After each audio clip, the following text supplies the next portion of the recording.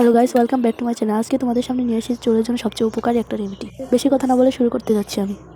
এখানে আমি কী নিয়েছি সেটা আমি বলে দিচ্ছি।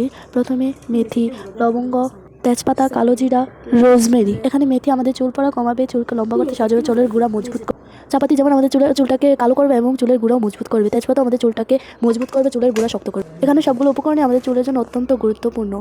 এখন এগুলো সবগুলো জাল করে নেব একসাথে, সেজন্য পানি নিচ্ছি আমি। তোমরা তোমাদের পরিমাণ মতো পানি নিয়ে নেবে। যাদের চুল পড়ে যাচ্ছে এবং ধরে রাখতেই পারছো না, তাদের জন্য এটা অত্যন্ত গুরুত্বপূর্ণ রেমেডি। তাই এটা ইউজ করে দেখতে পারো কেমন। আমি নিজেও এটা ইউজ করছি এবং ভালো ফলাফল পেয়েছি, সেজন্য তোমাদের সাথেও শেয়ার করতে যাচ্ছি। এখন সবগুলো উপকরণ একে একে দিয়ে দিচ্ছি আমি পানিটার মধ্যে। এখানে রোজমেরিও দিয়েছি। রোজমেরিটা আসলে চুলের জন্য অত্যন্ত গুরুত্বপূর্ণ এবং অনেক ভালো ফলাফল দেয়।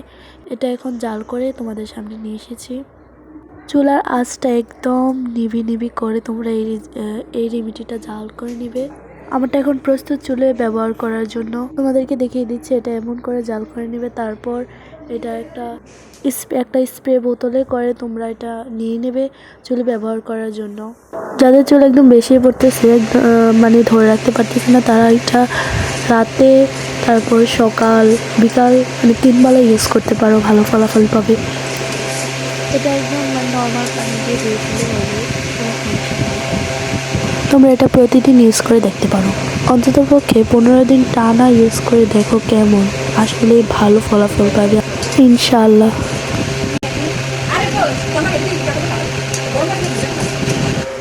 আমি এই স্প্রে বোতলটা নিয়েছি।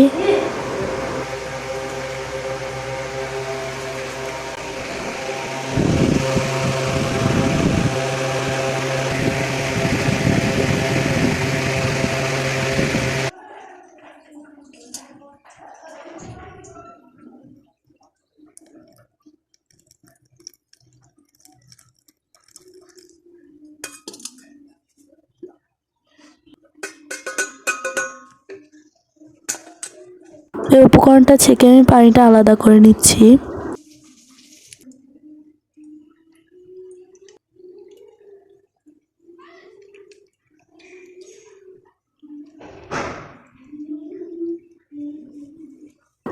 সো আমাদের স্প্রেটা এখন তৈরি হয়ে গেছে।